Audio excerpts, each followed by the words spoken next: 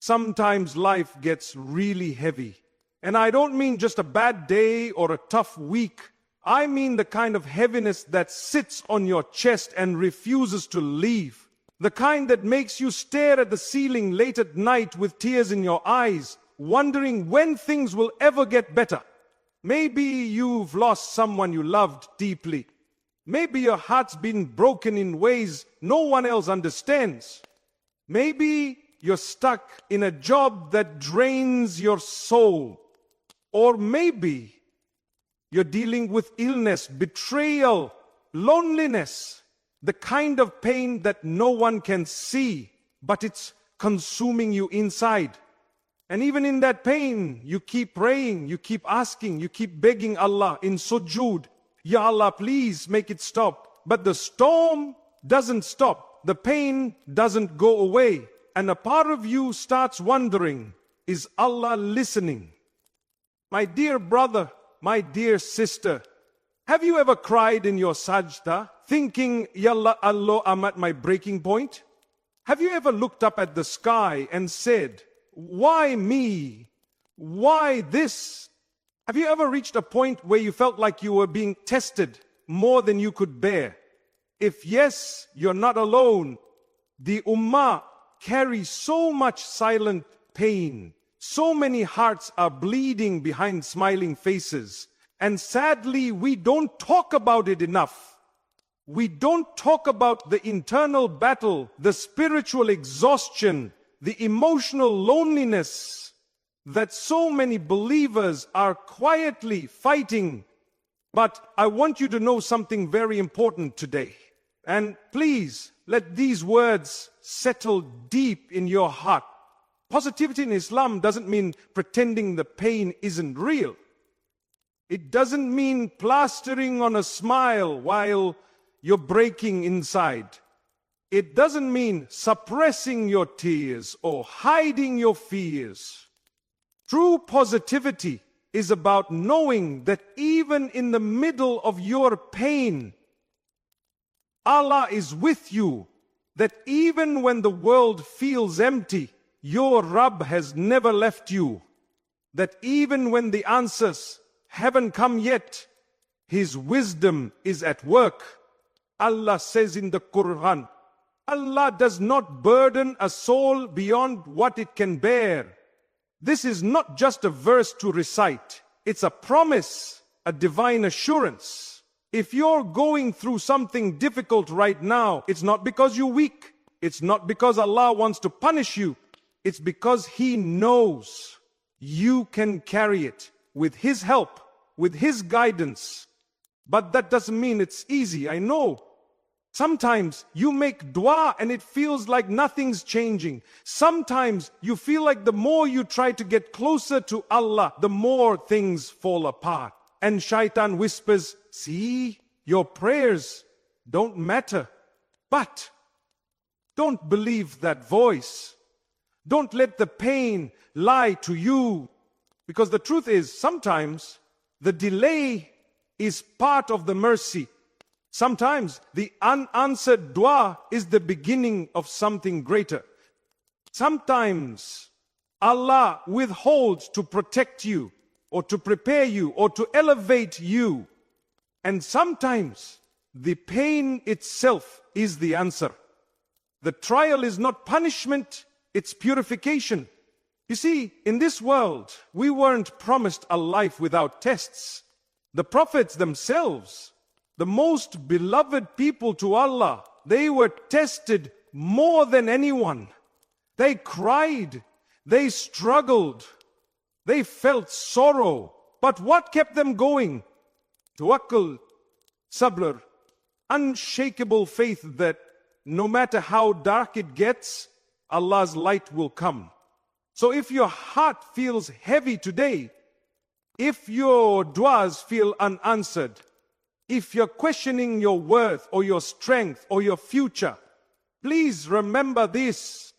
You are not broken. You are being rebuilt. You are not abandoned. You are being prepared. And you are not alone. Your Rabb is closer to you than your jugular vein. Stay patient. Stay soft. Keep turning to Him. Keep whispering in the night. Even if your voice trembles, keep walking even if it's slow, because something beautiful is coming, inshallah. And one day you'll look back at this hardship and you'll realize it wasn't a detour. It was the path. May Allah grant you strength, light, and a heart that always trusts in His plan. Ameen. There is a story in our deen, so powerful, so humbling, so full of mercy that every heart going through hardship needs to hear it. It's the story of one of the greatest examples of sabr, Prophet Ayub. Ayub was not just tested, he was shaken. He didn't just lose a job or a friend, he lost everything. His wealth disappeared. His health deteriorated until he couldn't even move without pain. His body was covered in sores, his flesh wasting away, and one by one his children passed away.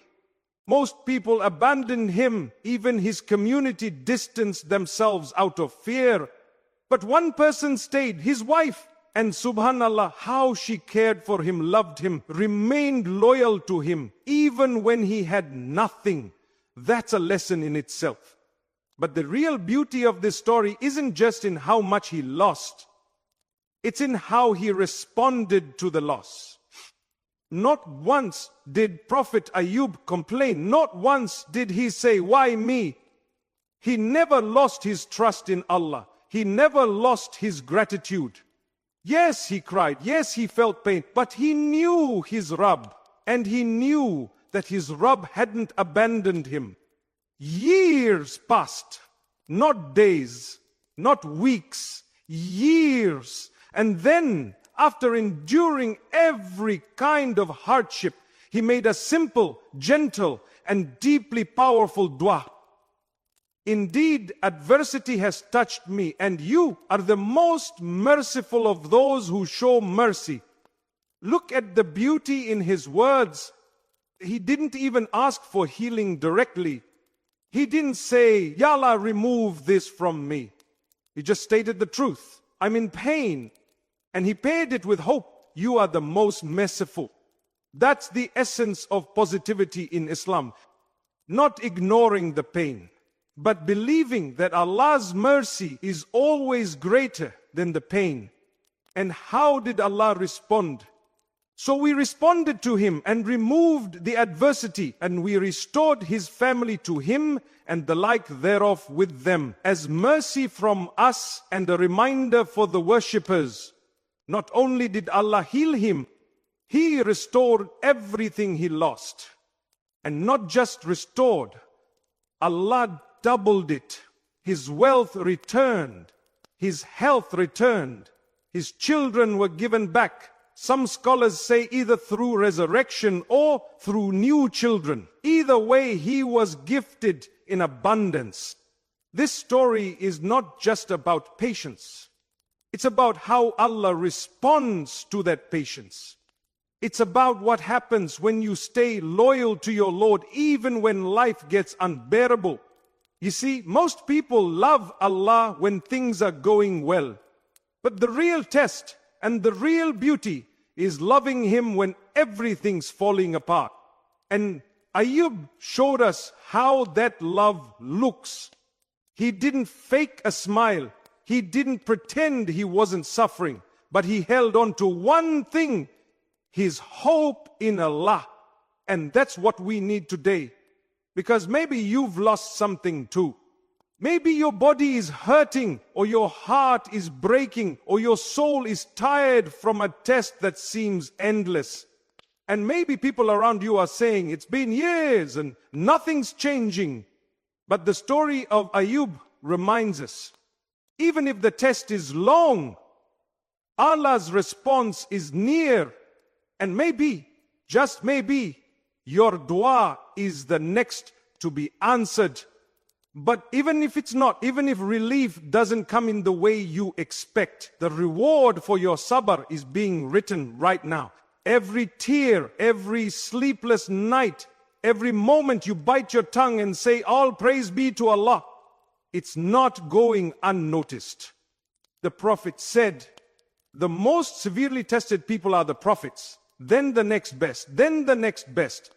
A man will be tested according to the level of his religious commitment. So, if you're being tested hard, it may be a sign that Allah sees something in you that you don't even see in yourself.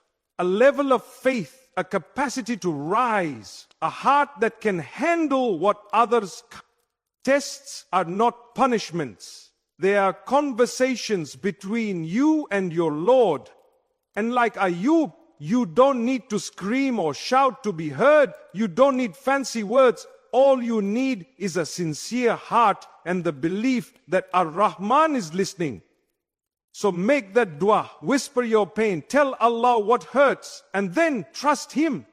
Because the one who healed Ayub, who brought him back from the edge of life, is the same one who's watching over you right now. Subhanallah. May Allah grant us sabr like Ayub, hearts that remain loyal in hardship and relief that brings tears of gratitude. Ameen.